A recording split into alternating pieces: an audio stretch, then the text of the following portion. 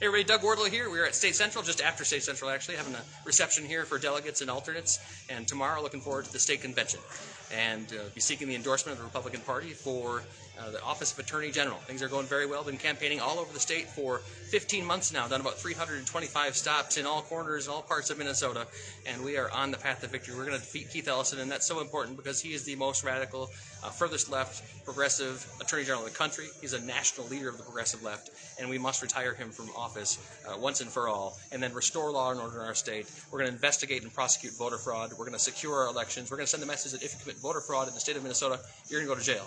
And I'm a constitutional lawyer.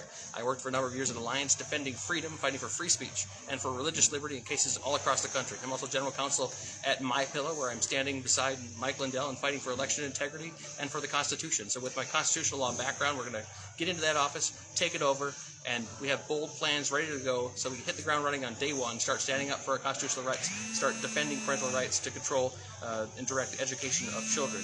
We're going to push back against transgender ideology. We're going to make sure all of our state agencies are following the law, not trampling on people's constitutional rights. We're going to restore law and order, hire prosecutors into the office. We're going to stamp out human trafficking in our state. There's a lot of work to do, but it's very exciting to consider all the possibilities with this office. And it's just all about taking the politics out of the office and getting back to the original mission of the office, which is to enforce the laws and stand up for our constitutional rights. That's what the Attorney General should do, and that's what I will do as Attorney General. So things are looking very good. We came so close to victory in 2018, within about 3.5% of victory in a year when we lost the governor's race by about 11 points. And now the political climate is much better, and we are on that path to victory. We've got a great plan. We just recently announced our Big Ten Alliance, which is we've been working on for months, an alliance of 10 community leaders in 10 different diverse ethnic communities, and they are pushing our message out within their communities, and we're going to places and getting into areas where Democrats have traditionally dominated, bringing Democrat votes over to the Republican side. People are standing up for conservative principles and for common sense, for law and order, for election integrity.